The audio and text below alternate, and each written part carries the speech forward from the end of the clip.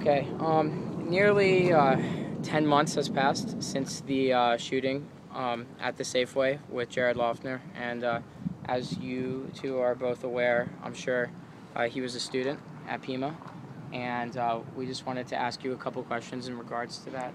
My first question is, um, what were your initial feelings when you heard that he was a student at Pima? Not too unusual. Nothing, nothing different. Did you? Well, he's a young person. I mean, not a student at Pima, maybe a student at U of A, or most young people are students.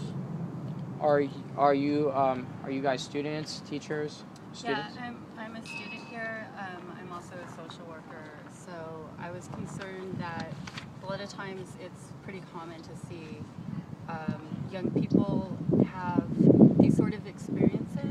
If they are going to have them, they're going to like a psychotic break, or they're going to have some sort of behavioral health issues. A lot of times they happen at the onset of adulthood. So it's a really sensitive time, and a lot of times the public doesn't know that that's just par for course for when that sort of thing is going to develop. If it's going to develop in somebody, it's going to start developing in that time frame. So unfortunately, college is when we see this sort of thing happening, that college age. Right. So it's common, but it's not something that's super prevalent either. But yeah, it's my heart goes out to his family and the situation and the whole community. Do you feel, as a student and a social worker, do you feel that there are other currently enrolled students that could have these mental, I don't even know what you call them, disabilities, illness, confusion that are currently going to the school? Yeah, and I think the combination of the transition it puts a lot of stressors on an individual, and so sometimes those can also bring about even common things like depression or anxieties, things that don't necessarily result in something catastrophic, but just something that depression can be a very common thing, anxiety as well, like I mentioned.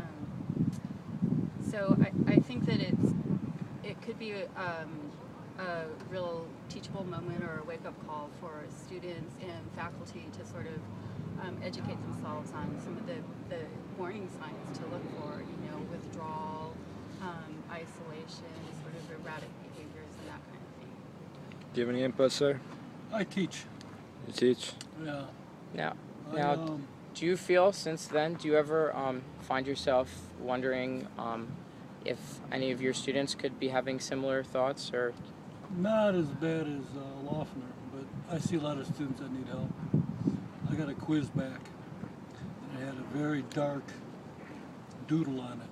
It was a cat with a scary face and a stick person with a blacked out face holding out a flower. But the person dropped the class. And I think that person probably having trouble. If you suspected maybe potential action similar to his with one of your students, would you feel the obligation to contact the authorities of some sort, or how would you handle the situation? From what I understand, he was a problem in class also.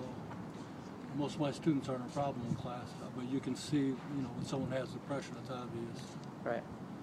But if I had a student that was acting like that, I would report him, certainly.